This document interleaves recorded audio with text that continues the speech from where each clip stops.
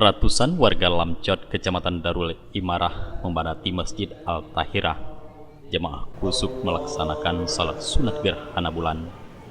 Jamaah yang salat di masjid ini tidak hanya kaum pria dan anak-anak. Ibu-ibu dengan mengenakan mukena warna putih tampak ambil bahagian mengikuti salat di baris bagian belakang. Selain warga Lamcot, jamaah salat gerhana juga diramaikan oleh para santriwan dan santriwati Dayah Talibul Huda Bayu Lamcot.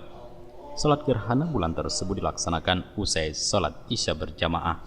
Sementara itu yang bertindak sebagai imam dan khatib adalah Tengku Hasbi Al-Bayuni.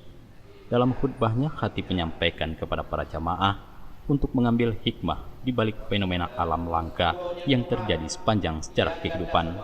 Dengan adanya fenomena alam tersebut, Tengku Hasbi Al-Bayuni berharap jamaah dapat lebih meningkatkan akidah dan semakin mendekatkan diri kepada Allah Subhanahu wa Ta'ala. Gerhana bulan total tersebut menurutnya adalah merupakan kekuasaan Allah sebagai manusia, diminta agar dapat memperbanyak syukur.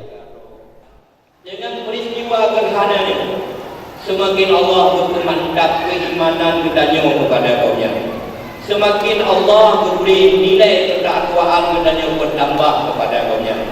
Sehingga katanya Pak Bandung Singo meninggal katanya dalam keadaan husnul khotimah. Sehingga katanya Pak Bandung lempang berjalan melintas di atas siratal mustaqim, dan katanya Bandung insyaallah akan damai dalam surga Allah. Dari Masjid Al-Tahirah, Kampung Lamcot, gerhana bulan total sempat tertutup awan. Sekitar pukul 20.50 WIB, bulan terlihat dengan sangat jelas berwarna agak kekuning-kuningan. Faisal, Aceh TV.